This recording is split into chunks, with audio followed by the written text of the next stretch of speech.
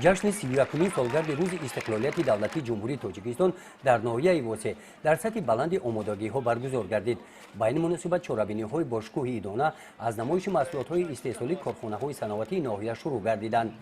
در نمایش نامگوی نوع‌های گوناگون نمک و محصولات‌های نانی پیشنهاد گردیدند. در گوشه دیگر نامگوی محصولات‌های کشاورزان ناحیه نمادهای گوناگون تخمی‌ها به نمایش گذاشته شدند.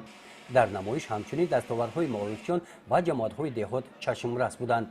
در مراسم رسمی چرابینی بخشیده به جشن 31 سالگی استقلالیت دولتی جمهوری تاجیکستان رئیس ناحیه واسه با معروضه ایدانه برآمد نموده ساکنان ناحیه را بخشیده به این صنایع مهم تقدیرساز تبریک نموده از جمله قید نمودند که در دایره کارهای آبادانی در ناحیه واسه 460 عدد انشاءهای جشنی مورد بهره برداری قرار داده شده باعث افتخار است که ناحیه واسه در این سم در مقیاس جمهوری بعد ناحیه دنقره در جای دوم است. رئیس ناحیه با استفاده از فرصت همچنین تاکید نمودند که در پیش جشن 35 سالگی جشن استقلالیت دولتی جمهوری تاجیکستان ایستاده است. بخشیده به این صنایع فرخنده ساختمان باز 400 انشاءات دیگر در ناحیه به نقشه گرفته شده است.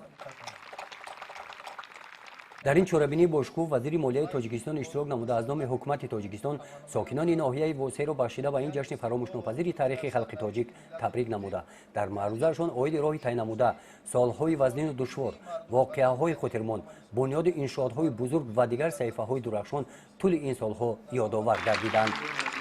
در قسمت مکافات‌سپاری برای مهنت شایان و ارزنده به یک چند نفر کارمندان خدمت دولتی نمایندگان وسایط اخبار عامه و سابقه‌داران مهنت سپاسنامه و افتخارنامه‌ها تقدیم کرده شدند.